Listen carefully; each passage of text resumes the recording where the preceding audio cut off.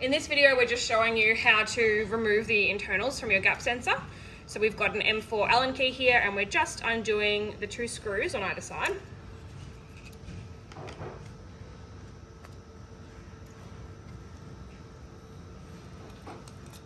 Take these both out and place them aside.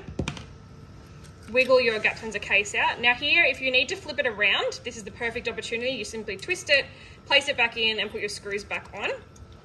We'll let you know if you need to flip it around. It's usually just for really thin or fine labels, which are also short. Quite a specialized scenario, but we'll always advise you if that's necessary.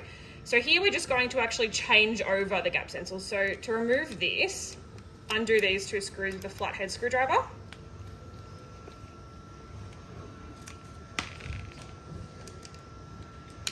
Always handy to make sure your machine is currently off as well, or unplugged even.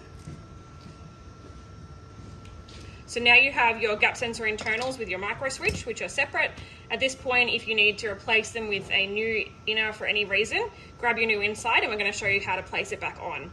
So when placing it back on, first of all, you should have only undone 2 screws as we have here. If you've accidentally undone all 3 screws, you need to make sure that one of these 2 wires, it doesn't matter which wire, but one needs to go into the hole that says COM. So one must go in COM and the other must go into the center.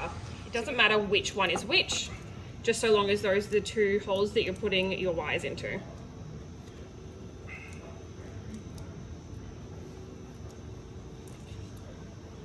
A little bit of a fiddly process. Best to make sure you're standing over a surface where if your screw does fall out of your hand and roll, you're not going to lose it. If you do lose it, you're always welcome to get in contact and we can advise you on the sizing so you can quickly get one from the nearest hardware store. So we filled the hole with the COM and we're just going to place the other in our center hole here.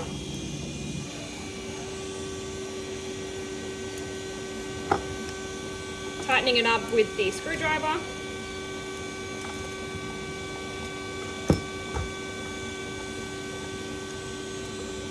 So we're just carefully holding the wires out of the way. That way we can't accidentally make damage to them. And just be really careful when you're placing it back into the case that you're also not crushing or squishing the wires.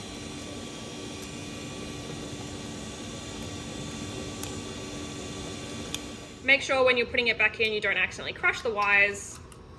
You can wiggle it back into place and make sure that when you put these screws back on, you don't accidentally press against the wheel with your thumb. That could cause it to bend.